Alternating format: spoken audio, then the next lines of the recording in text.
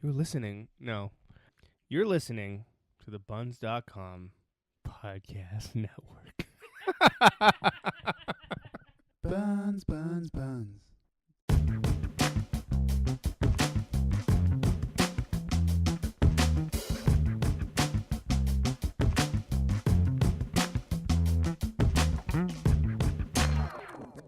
Welcome to Pixels and Ink Podcast, episode 261, brought to you by CG Magazine. I'm your host, Lisa Mior, and joining me today are Phil. That's me. And Brendan Quinn. Hello. And returning guest from the intern circuit is Jesse. Hi there. How's everyone doing today? Good. Yeah, I'm Yeah. quite well, actually. Yeah? Anything exciting going on in anyone's lives right now? Nope. Not that I will talk about on the podcast, anyway. So news, guys. It was a really slow news week, eh? Yeah, it really was. Yeah, nothing really exciting to talk about. But there was one cool thing a couple cool things that did happen. So Brendan's going to talk a little bit about this Kickstarter campaign, Bright Locker, that started this week. Well, it's not really a Kickstarter campaign. It's like a Kickstarter alternative. Yes. So basically, yeah, it's Kickstarter for video games. It's called Bright Locker. Mm-hmm. And its website says it's the future of interaction between gamers, developers, and the amazing games that bring them together. I don't know how I feel about this. I think a lot of cool games. Divinity Original Sin, which is one of my favorite games the last 5 years, was a huge Kickstarter project. Mm-hmm. But do we really need a completely separate environment, purely for video games? Yeah, no, I'm feeling the same thing, because it's people are already... Kickstarter is so known already for the place to go to find something new, start something new, and it feels like it's gonna. I'm not sure how much exposure it's going to give these developers, and right now it's got a bunch of indie games starting with it, so it's got a pretty interesting lineup to start. But I'm worried about the exposure that's going to give these guys. Well, you have Kickstarter, you have Indiegogo. Yeah. There's already two pretty established ones. I just feel this may be the title of video game funding. Yeah. So, I don't know. We'll see how it goes. It's only, 2 days old? Yeah. It's still pretty fresh. Too early to say, I suppose. But, yeah, personally, I don't think it's necessary. And, with the other two already established, it'll be hard for it to kind of get a foothold in the market. I think, anyway, Yeah. Well, time will tell, right? Mm-hmm. Okay, so next thing we got to talk about, there was a Pokemon Go event. Yes, that's still a thing. There was a huge Pokemon Go event that didn't do so well. Jesse, you got some details for us. Oh boy, that event was a mess. So it was the first ever Niantic run, Niantic being the company that makes Pokemon Go.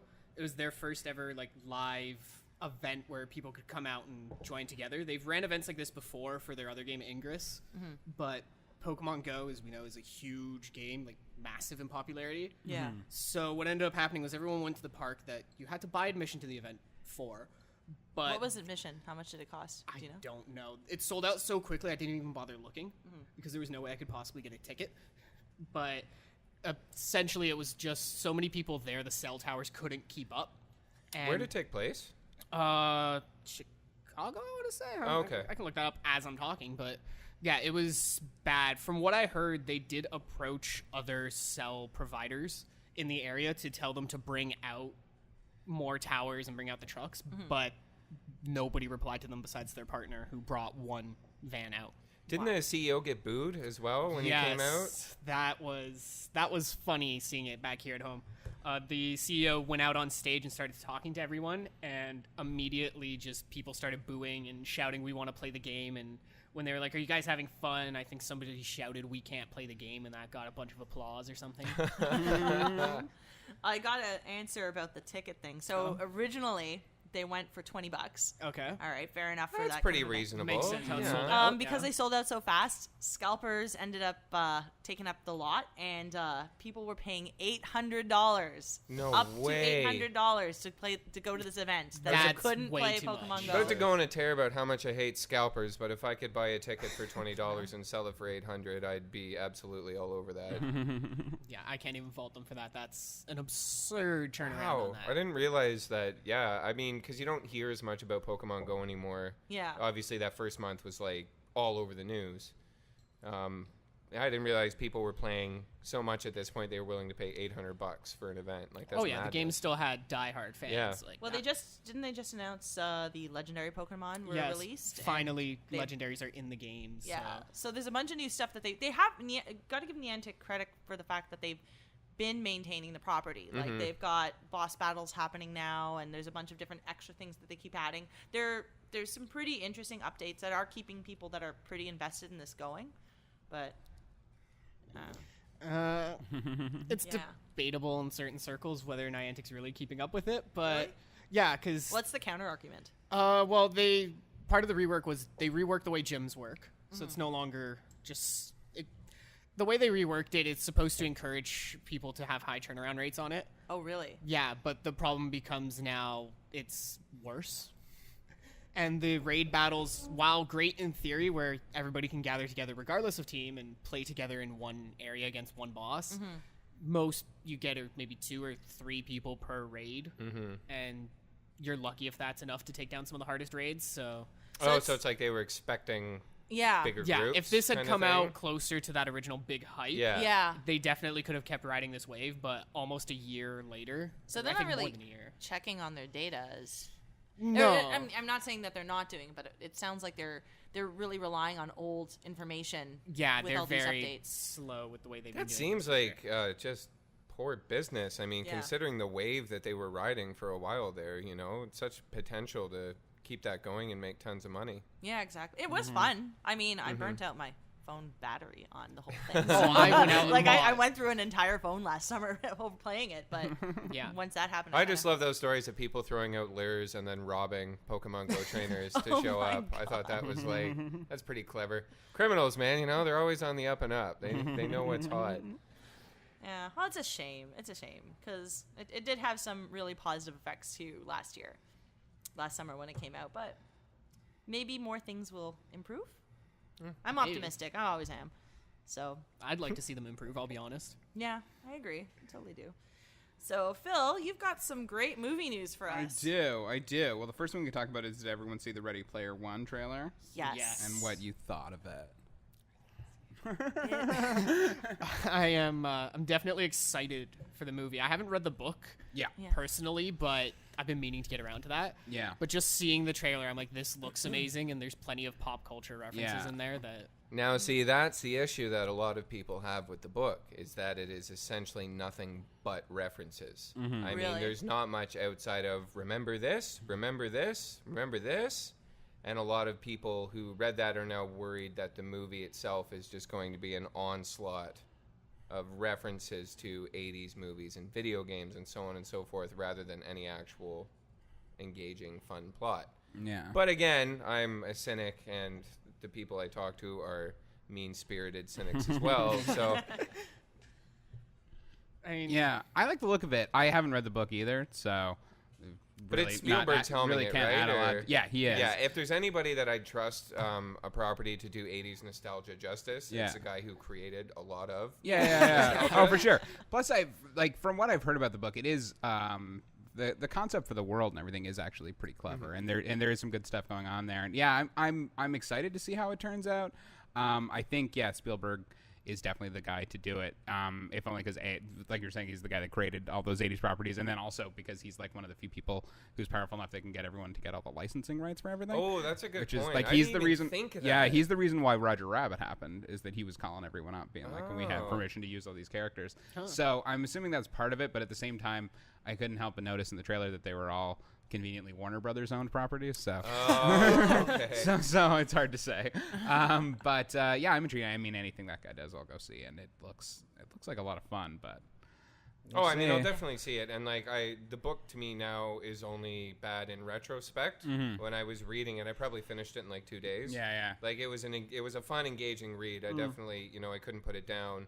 It's just when I look back after reading horrible internet reviews, Yeah, it's like, yeah. you know what? You guys are right. Yeah. So yeah, stay away from the internet for everything. It ruins things. Yeah. Well, I mean, the other thing is as well that I'm concerned about is that like when it came out, it was such that was so novel to have all those like both Yeah. the pop culture referencing, but also what they were doing with VR and that fantasy. And now I don't know. I'm just worried it might be a little too late. But I don't know. We'll see. It was fun to see Freddy Krueger and the Iron Giant in the same thing. Yeah. And always will be. All right, next up. He says without actually having anything. All right, here we go. This is fun. So in, I think, a year and a half, I believe, the rights to the Terminator revert back to James Camron. Oh. So he said that he's already planning to go ahead and do a new Terminator trilogy. Cool. On top of the Trilogy. four Avatar movies that he has planned. All right. Yeah. All So right. my feeling is But just like he's not going to be directing them, right? He'll just be producing and them, writing them. Yeah. Well, he's got 4 Avatar movies to make, so you Yeah. got to set He's priorities. a busy man. Well, my feeling is just like make one that works like first, and then worry about the trilogy, because Isn't it always quantity over quality? it seems that way, but it's just it's the same thing with the Avatars. It's like, I get that you want to make that many Avatar movies, but like wait and see if anyone actually wants to see an Avatar movie as a first. film guy, I was just going to ask you that. Like, I know the first one came out and destroyed all those records, but I think that was because the technology at the time and the way he filmed it was so novel. I don't think nobody talks about it anymore. I know. The world, the lore, none of that Everything has moved remained. on. Everything moved on, but like at the same time, like there were those news stories. There was a significant number of people like killing themselves because they couldn't go live in Pandora, and now that was a thing. Oh wow, I didn't so know that. people did get obsessed with it at the time to an insane degree, and also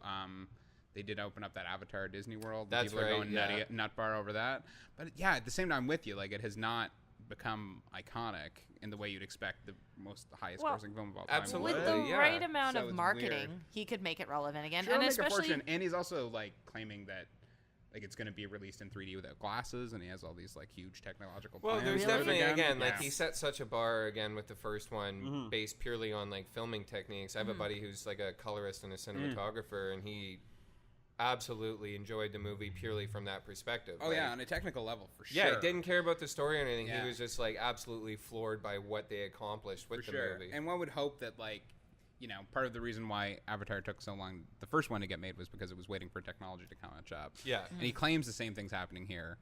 So like there could be that, but at the same time, like 4 is too many, and 3 Way too Terminator many. movies, like just calm down. And when was the last good Terminator? Judgment Day. I know, basically, right? Now, granted, it So was, hold on, I want to go back to this Terminator stuff. So is he like did he say anything about the trilogy? Are we going to get a reboot? A he remake? said, he Like, said he wants to reimagine it. really? Yeah. Now my guess would be what would make the most sense would be to do the Rise of the Machines. Yeah. Now using Like contemporary, finally show yeah, how yeah, it all happened. and do it now with contemporary technology, so it's not in Yeah. 1997 anymore.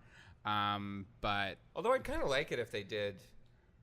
if it was in took place 1997, in 1997. it would be funny. Yeah. Yeah. It would be funny. Now I'd prefer if they did it now as like Siri with Skynet. Man, when I heard the Google machines or the AIs were speaking to each other in their own made-up language, it's like, okay, Yeah. we're getting close. Yeah, right? yeah, It's yeah. time to get worried. Yeah. It's so. Yeah, we'll see. But I wish he'd calm down a little bit. All right, next up. So Nicholas Hoult, who British actor, played the Beast in the most recent X-Men movies. He's gonna play the young J.R.R. Tolkien in a like biopic about his life, his early life when he was an orphan who it was described as he played a young orphan who finds a group of friends who fuel his imagination only to see them torn apart by World War I. I was going to ask if it's going to, because the war was such a huge impact on Totally. his writing. I mean, that's Yeah. what Mordor was. Yeah, right? exactly. It was like Flanders and Totally. France and the trenches. So. Yeah, totally. So it should be all that. So that could be compelling. I hadn't heard of that till you mentioned it. I mean, Yeah. I'm intrigued just on the concept. I'm not huge into Tolkien lore, Yeah, but I me think, neither. his experiences and how he translated them into such a far-reaching and still relevant property. I think that'd be cool to check out. Oh, for sure. It's an intriguing idea. And who's directing that? It haven't said was anything? not in the news release. I found it. They didn't have anyone listed, or perhaps no one's been Just that Nicholas hired Hoult yet. would be. Just Yeah, that they just- he's signed on to yeah. it, so that's starting to like get momentum for it. So yeah. So anyway, it seems like could be intriguing. We'll see. We have that movie coming out this year about the people that made Wonder Woman. So I'm sure it'll be dependent on how that does, whether or not this one gets made. Yeah. Which I'm super excited about because you guys know. Are they going to touch on the whole bondage? Oh, yeah. No, that's the whole thing. Oh, really? Yeah, okay. Because, yeah. I mean, that's a huge aspect that nobody seems to really talk for about sure. or remember. Yeah. Hey, where do you think that rope of truth came from? Yeah, exactly. Yeah, no, and he invented the lie detector machine. He's a fascinating guy. Oh, I didn't know that either. Yeah, he invented the the lie. Yeah, so that's where the last. It was a combination through that. Yeah, he invented the lie detector machine, and when he invented Wonder Woman, he was in a polyamorous relationship with 2 women. One of whom was a like groundbreaking feminist scholar, and the other of whom was a dominatrix. So, like, you can kind of see how that.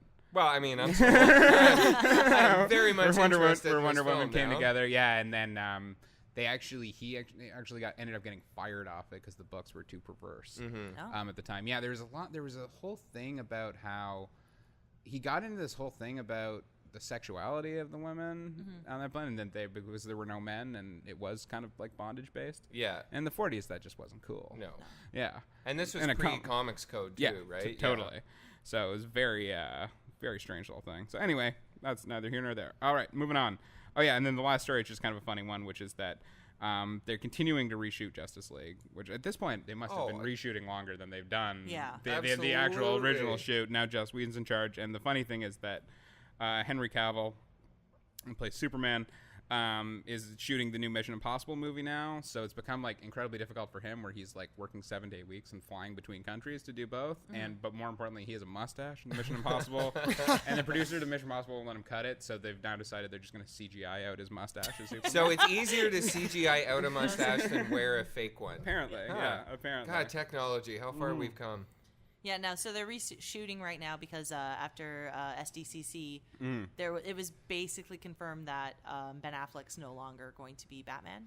Yeah, that's going on. Well, they wanted more like quippy, fun dialogue. Yeah. Because Yeah. they didn't want to make like another Snydery, dark, and Yeah, and unhappy. they've essentially hired Joss Whedon to make it the Avengers. Yeah.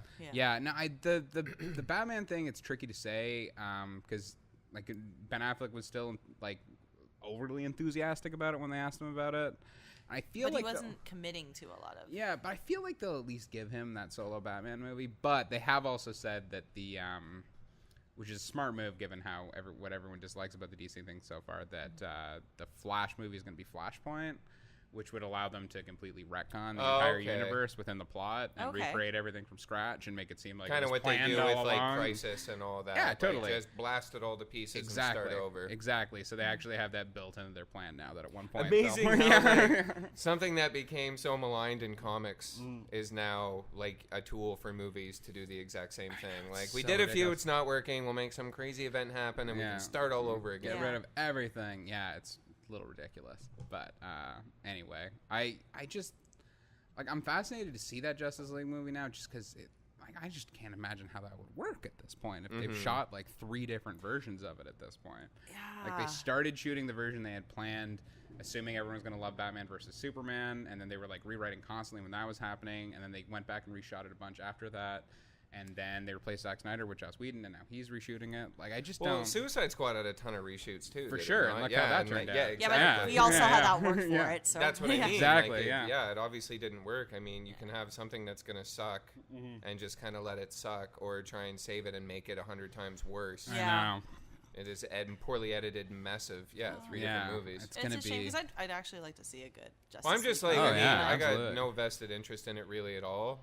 But I want to see Momoa as Aquaman. Yes. Like, I never in my life thought I would say I'm excited for a movie because Aquaman is in it. Although in the trailer, I was a little bit confused by some of his dialogue. Like he seems He kind of seems like bro-y bro. and I kind mean- of yeah.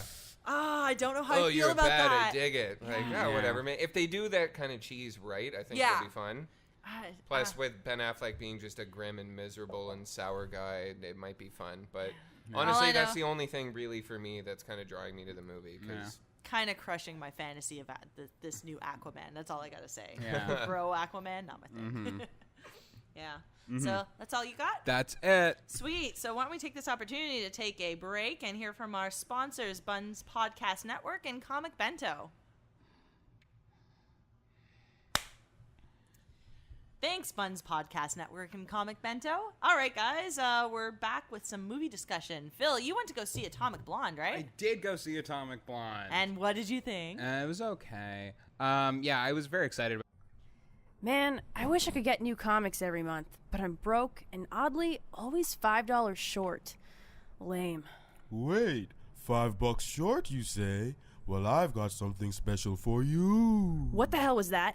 It's me, the discount ghost of coupons past. Are you scared? What the Use the code CGMEG in all caps, all one word, to get $5 off your next Comic Bento subscription. So wait, if I use the code CGMAG all in caps, all one word, I get $5 off my next comic bento? Yes, use the code CGMAG in all caps, all one word, and get $5 off your next comic bento. A whole $5, eh? Now that's scary.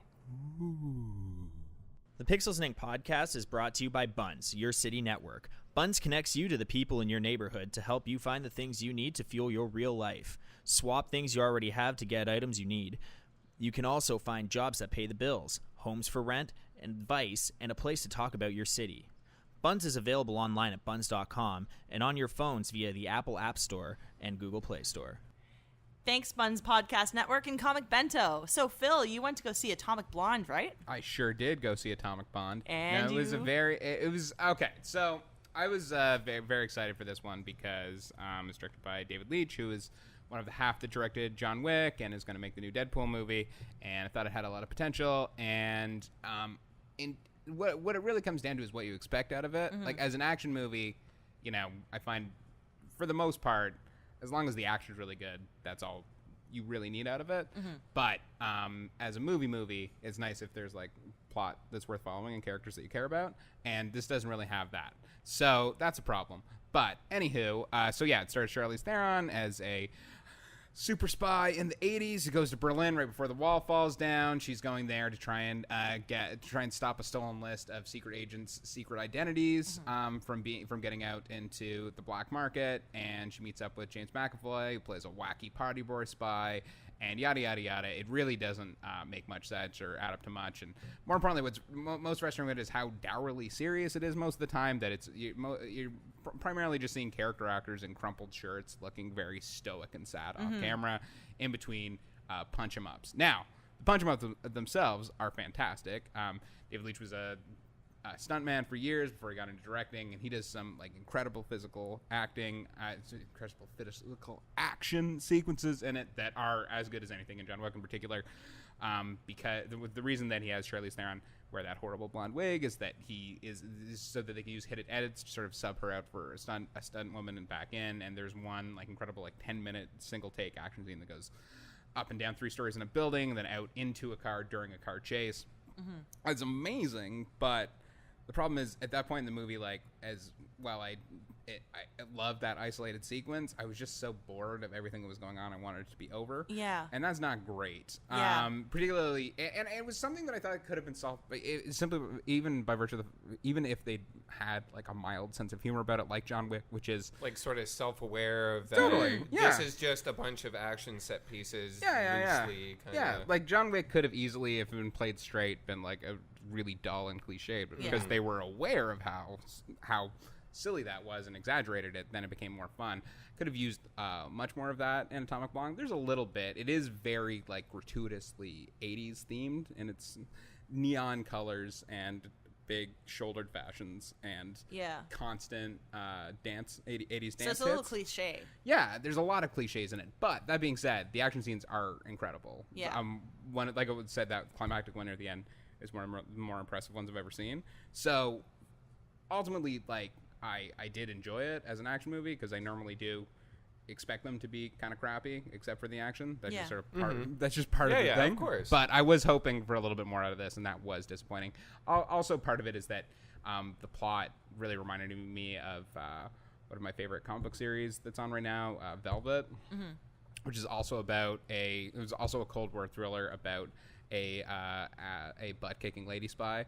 But it's actually like interesting and compelling and fun and colorful, which are things that this movie really could have used. Oh, so when kind of held up next to each other, it made the flaws of the other for sure way more obvious. The whole time I just kept thinking, man, if this had been Velvet, I would have loved this so much more, and blah, blah, blah, blah, blah. But again, that being said, like if you are just someone that loves action movies and choreography and all the explosive face-kicking magic that comes out of the genre, there's plenty of good stuff there. It's just, unfortunately, Few and far between. Yeah, it may be worth waiting until you have a fast forward button or until some console isolates all the action on YouTube. How's the soundtrack? Like, it's any good. Solid tunes? Oh yeah, or? there's some great stuff, but it is also like very cliched even in those choices. Oh, Like it okay. felt like, remember when they used to have like awesome 80s mix CDs that they Yeah. sell on PBS at 3 in the morning? It felt like they grabbed one of those, which was a bummer. You hear 99 Lift Balloons 3 times, I believe. Oh, geez. Yeah, Oh, one of- in Berlin. Yeah, no I way. know, right? I mean, come on. One of which How is clever. I know, right? One of which is like a very slowed down, sad version, which again, had it supposed to have been funny, I would have been great. But it was took like itself too it seriously. was So why a did- dramatic scene that I'm supposed to be like taking seriously and feeling for, and then like a slow version of 99 Red Balloons comes on, and I'm like, I can't. So can't why do did this. he take it in this direction? What do you think his motivation was for taking it in this Oh, direction? I'm sure I'm sure the goal was. I mean, it is like a genre piece. It is. Yeah, yeah. There's a whole genre of these kind of steely, sad, stoic, of Cold War thrillers. I'm sure his goal was that if they pulled it off, then it could have been like something dramatically satisfying and also filled with crazy action, kind of like Jason Bourne, like a Jason Bourne movie, really. Yeah, And so I think it was just that, and ultimately, it didn't work. I mean, he got a great cast for it. I think just the script needed Some a help, lot of work. some love. A lot of work, yeah. But that being said, a lot of the best action movies ever made have horrible stories and terrible acting, and they're beloved and iconic. Yeah. Yeah. Pretty much anything. Beloved and iconic with a burp. So That's what Post is for. yeah, We're exactly. good. But for people that are fans of the genre, I would totally go for it. But for people that are just trying to take it in as a blockbuster that they're hoping to take seriously and whatnot, I would maybe wait until you can just see the face. I mean, even as a fan of action and martial arts movies, I'll probably just wait till I can watch it at home and kind Yeah. of skip over the boring stuff. Yeah. That's exactly what I was saying. That's what I'd when I was recommend. doing the layout yesterday. I was Yeah, just yeah. like, I really like it. It's visually beautiful. I'm really excited by what the pictures I saw, and what you were saying about it. But Yeah. I'm gonna wait till that one comes No, on, I'm not like paying Netflix or something. 15, Yeah. 18, whatever the hell a movie Yeah. costs these days Yeah. to go. Which is a shame. Yeah. Because I really, really love John Wick. Oh yeah, totally, and me too. Yeah. But Well, fortunately, for John Wick everyone here does. for sure. But fortunately, John Wick 2 came out not that long Yes. ago, so Yeah. we got that. That Yeah, was great. we did. Yeah. That was So satisfying. yeah, unfortunately, kind of disappointing. Yeah. Wah wah. Wah wah. Yeah. So, did you see anything else? It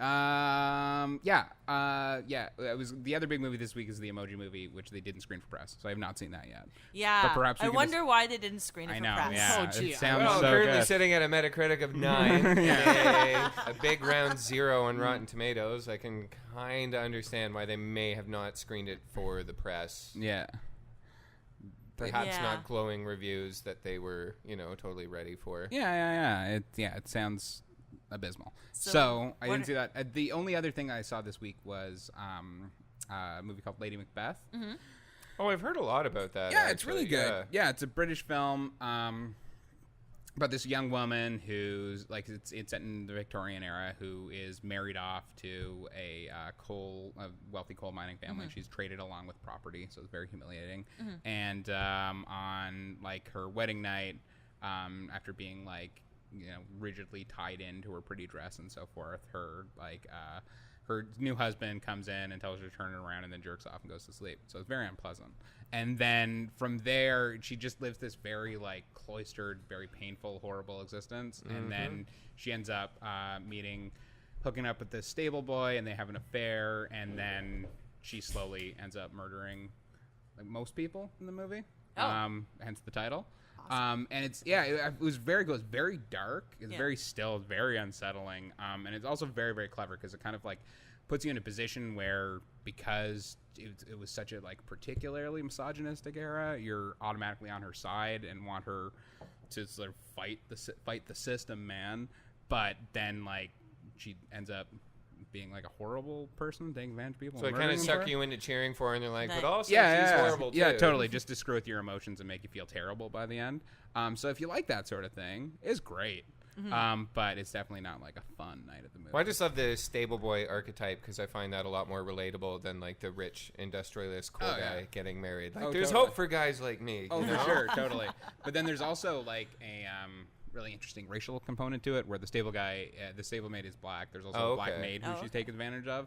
So there is this there's this power dynamic within it where you feel with her because she's being put down by the misogynistic society, but at the same time she's taking advantage of them because of their race. So there's a lot going on. It's very complex and very interesting, very disturbing and violent. And if you feel like being really depressed, there's no better way than Lady Macbeth. Sounds. Yeah, no, I don't think I'm into that one. Yeah. I know. I'm pretty sold on it. Yeah. It's a good one. Yeah, Lots I'm of into that murder, one, yeah. a lot of unhappy I mean, I like the people. idea, but Yeah. I'll go give it a watch. Sure. Yeah. Yeah, it's good. Really cool. good. Yeah. All right, so that's it for movies. That's it. All right, so we have an interesting. None of us played games this week that were New games. New games, yeah. yeah. So we kind of talked about this before podcast. Now, all of us seem to be playing games right now that were games we played way back when and just revisited them after a long time. So we're going to talk about that experience today. So, Quinn, you were talking about Knights of the Old Republic. It's been a long two. Yeah. Sorry.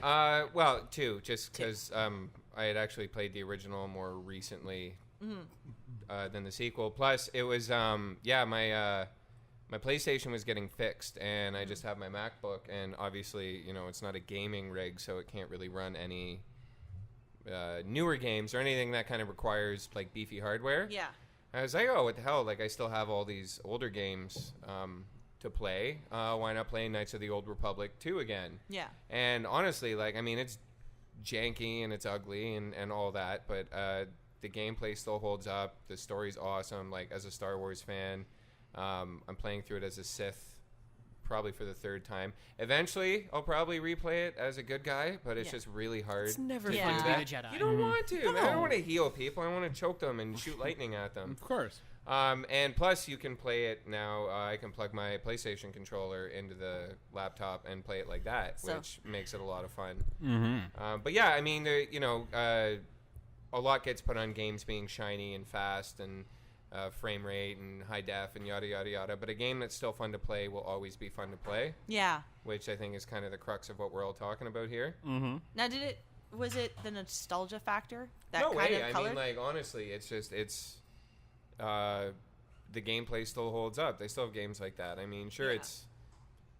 it's not a pretty game, and a lot of it is sitting back and just kind of inputting commands and letting everything happen, but it's still fun. I still enjoy it.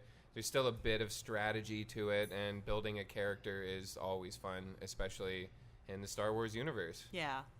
Like, Plus, there hasn't been a good, fun Star Wars game to that level in probably since those games. Yeah. I haven't played the Old Republic, the MMO. I'm not an MMO guy. Yeah. But for like a single-player, story-driven Star Wars RPG, I mean, there's been nothing good since, and it's still awesome. I'd argue give the MMO a shot. They've did enough changes. All you can play are story missions, and you'll be perfectly Yeah? fine getting through it. Yeah, you don't need other players.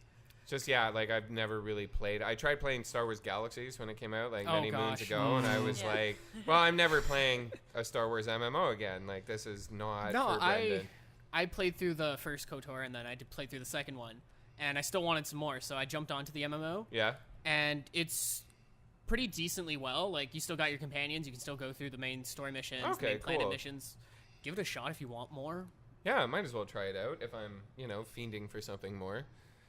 I But mean, then again, I'll probably have to get a new computer to play it, because half the reason I was playing it. I don't know. Maybe you could run it on that. Give it a shot at least. It's free. Why not? Oh, is it free? Oh, yeah, it's okay. gone free to play. So Oh, that's right. yeah. Barring my personal grievances against the whole free-to-play idea. Well, they still have a subscription option if you really want to give Now, them the some free to money. play option, microtransactions, are they like a huge deal? Oh, in the that cartel game? market is huge in that game. Yeah, It's but do you like- need to pay to win, basically, is what I'm asking. I won't say pay to win. It's at least back when I played, it was for convenience. Okay. Okay, I'm all right with that. Yeah. Yeah. Because Yeah. then you can brute force through And that, I'm happy right? to grind. Yeah. I mean, I enjoy the You're a Dark big Souls player, series, yeah, So, so you're- grinding is totally cool with me, as long as the mechanics are sound. I'm happy to sit there and do the same thing over and over and over again for days at a time. Oh, but definitely give the MMO a shot if you want more KOTOR. Cool. Yeah. Check it out. And Phil, you a totally different perspective from the video game thing. You were into a bunch of pinball games. Yeah, I've been lately, playing right? a lot of pinball lately. Yeah, I He's got- taking it way back. Yeah, definitely. Yeah. Yeah, I Well, got. I'm jumping in on this one with you because. Oh, I love yeah. pinball. Yeah. I just haven't played it in years for obvious reasons. And So where have you been playing pinball? Well, I got back into it from Tilt, the barcade Yeah. in town, and then since then I've been kind of like scouring for other machines. And yeah, I've just really enjoyed. Yeah, I hadn't done it in so long. I'd forgotten how like elaborate machines had gotten lately, especially. Right? Yeah, like there's this one AC/DC machine that I found. Yeah. That's first of all, it's great, but like there's Unlike their music, haha. There's a hot take. Yeah, but like there's a second pinball machine below the main pinball board, so you can get in there, and it has the Satan's face on it, so that's great. Yeah. And then I found one that's based on Twister, that has both a spinning metal wheel in the center of it that acts as a magnetic tornado to throw your ball around, and also has a fan on the top, so when things get intense, your hair gets blown black. Which is just fantastic. like being in a real tornado. Just like being in a real tornado, which is fantastic. And then I found a Freddy Krueger one. Yeah. Which is. And where are you finding these ones? These are just different places around town. I wish I could remember their names to mention them. But do you go there Here we go. specifically because you know they have these machines, or you just end up there and you're like, oh, well, look There's at a that. machine. I'll go little play column it. A and column B. Yeah. But yeah, the Nightmare on Elm Street one was really amusing because of how tasteless it was. Because it's easy to Yes. forget that there was like a period where Freddy Krueger was this huge pop culture icon, and everyone just kind of ignored the fact that he was a child molester. Yeah. So like, there was one thing. So I mean, there's the fact that there's just that going on in general, but then there's also like part of the board is this like tool shed where he was burned to death. Okay. And you're supposed to try and hit the ball and get it in there, and then Oh. it gets trapped in, and you hear like flame sound effects mimicking him being burned to death. Oh, and then he has wow. and then he has a head on the table, and he'll spit the ball back out and spit out a one-liner. It's great. No, that's an older Well, the one. one-liner thing's perfect because like that was his That's whole, Freddy's whole shtick. So that was great. And then there was a great, and then the best one I played is the Addams Family, which is just. They Why have is that that. the best one? My folks had a cottage up in Palm Beach, Oh yeah. and they have like an old arcade there, and they've Yeah. had the Addams Family one there for like I've been going there since I was a kid. Yeah. And they've had it there every time I go. So. I would hope so. Yeah. It's amazing. It's like almost impossible not to get some sort of weird special thing with it.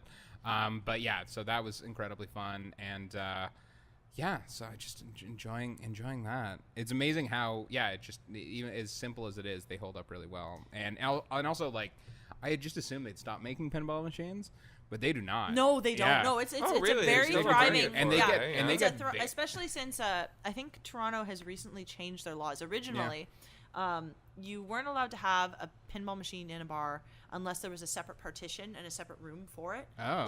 And it had to do something with like you could get away. It's Bizarre weird. little bylaw. Yeah, it's a very strange bylaw. Like you To could get away with it with a discourage step. children in a bar. I have getting no guards, idea. I guess, or something. Yeah. Literally, all you needed was a step up, Yeah. and then you can go into it. So odd. But now there's a huge, because of the pinball cafe idea that started maybe 2-3 years ago. Yeah. There was officially a pinball cafe. Yeah. That was closed down after they did not pass the bylaw. Yeah. And but since that's changed a little bit, we've got Tilt going on. We've Yeah. got a number of different bars. There's one actually just down the street from CG Magazine's head office that Yeah. has a big collection of them as well. Oh, cool. And I'll so have because to of that, go, obviously. Oh yeah, no, Yeah. it's literally by the bar with no name. I can't remember the name of the place. Okay. But Okay. We'll talk about this after. absolutely. Yeah. But really great place. Cool. But because of that resurgence, and because it is such an underground community that is now becoming a lot more mainstream because of these bars, there's a lot of different choice and great places to find really retro things. Yeah. Like I'm personally into the really old, like analog. Yeah. Like, I want to hear clicks and whistles, and I Yeah, want to hear the yeah, gears and yeah, everything yeah. like that when I'm playing. Yeah. I found an older one. I can't remember what it's called, but it was definitely from the 80s. There was a soccer game, which was great Okay, because like yeah. in the corner there was a goalie, and if you like got a certain mode on, you have to try and score against the goalie. Yeah. Which in pinball is amazing. Yeah, I know, because Yeah. it was that satisfaction of things physically moving when Yeah. you achieved something. Like Yeah. I personally owned a Mars Attacks machine. Oh, no and That was way. built out of the 70s. Yeah. Actually, 1977, because Oh, yeah. I'm a nerd and know these things. Yeah. But yeah, it's the very satisfying like physical response that you get from the games. That Yeah, it's very is really cool. tactile. Well, and you don't Yeah. feel like you're at the mercy of just like a random numbering generating kind of algorithm. You know, like that ball can go anywhere. That's real physics. Yeah. Mm-hmm. So Yeah. And it reminds me of that Are You Afraid of the Dark episode as well. Where the kid gets shrunk and put in a pinball machine. Exactly, yeah. But he gets stuck there at the end. Yeah, forever. Man, that's horrifying. dark episodes It on is. that show. Yeah. Good stuff. yeah, absolutely. Before your time, Jesse? A little bit, yeah. I didn't watch. I didn't watch Are You Afraid of the Dark? Probably went off the air before you were born. I remember there were some on TV. I never watched them because I was afraid of them at the time. Oh, fair enough, man. So, like I said, it was surprisingly dark for, go ahead. pinball I do play. Yeah? Yeah, like if I see a pinball machine, I'm definitely dumping some money into it for sure. Mm-hmm. I remember as a kid that used to be like the thing my mom would do. She'd take me out to like the local pizza place. Yeah. And we just order a pizza and play pinball for like an afternoon. Oh, that's nice. That's so cute. That's the cutest Yeah. story. So it's like anytime I see a pinball machine now, I'm like, well, I have to at least play one round in it. I played video games because my parents didn't want to be around me. I'm just kidding. My parents are lovely people. I don't mean that. But yeah, so it's nice to see that pinball machines are still around. Yeah. Yeah. I'll admit, I've been on the hunt for old retro machines, and it's hard to find like even just cabinets anywhere. So, Well, you gotta try some of the places in Toronto. well, Yeah. yeah, I'll come down here more often. Yes, you do. So this is a totally different. Our experiences with revisiting old games are going to be a little bit different than yours at this point because we were playing the games when they first came out, and your experiences are games that we're kind of coming back to. Yeah. So, what were you saying? Your game you played when you were really young, and then coming back to it. First game was which Mario game was it on the Super Nintendo again? Was it Super Mario World? I think. Yeah, that was like the first video game I have actual memories of. But for the longest time throughout my childhood, it was just straight Pokemon. Like Yeah. you could hand me a Game Boy, put some Pokemon in there, and I would sit in a corner for like days at a time, and I wouldn't move. Yeah. So revisiting those is always kind of fun because What was like the first Pokemon version that you remember like playing or getting really into? Pokemon Blue. Oh, it was. Yeah. Eh? Okay, cool. Like I had my older cousin who's I think 4 or 5 years older than me. I'm great at numbers, as you can tell. He handed me his old Blue because he bought Red because he liked Red better at the time.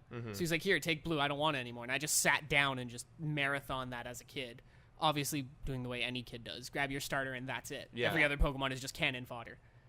But Not revisiting me. I them, think I took my younger cousin who. Well, I say younger, but he's like 28 or 29 now. But at the time, he was younger. And yeah, like I had looked at Pokemon like whatever. It's just something my like dorky cousin plays, and then I started playing it, and like same thing. I spent like the whole summer at the cottage, just like tucked away with his Game Boy. Like, can I have it back? Like, just like in a minute, man. Come on, like I'm older than you. I can beat you up. Like I'm gonna play this for a little while longer.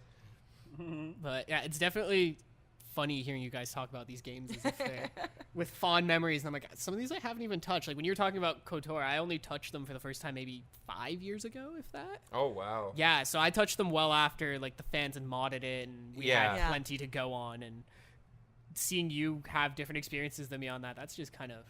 Well, I mean, it's cool that you can still play it and enjoy it. Like we were saying, it doesn't matter how old a game is. If the mechanics are sound and it's fun, it'll be fun, for anybody. Exactly. Like playing my dad's Intellivision when I was like little in the late 80s, which now, like you wouldn't believe how basic it is. But I mean, the tank battle, the two of us going at it, like couch co-op before couch co-op was a thing.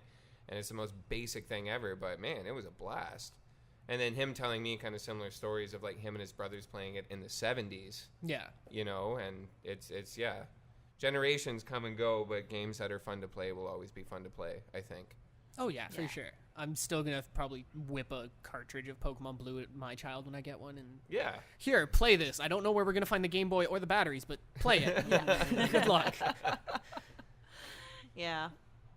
Well, I think that's about it, guys. Cool. Yeah. Well, thank you guys for listening. And if you like what you hear or want to know more about the things we've talked about, visit us at cgmagonline.com.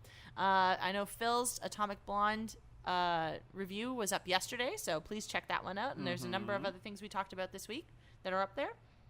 You can also follow us on Twitter at cgmagonline. You guys have Twitter, Phil?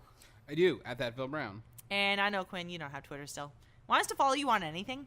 No. No. Okay, No, don't I'm follow good. Quinn. What if we follow you in the street? Is that okay? That's fine. Okay. Just hunt him in down. person, I'm okay with that. It Yeah. just it makes me feel like I have friends. So. Jesse, do you have a Twitter? No, I avoid that. Really? Really?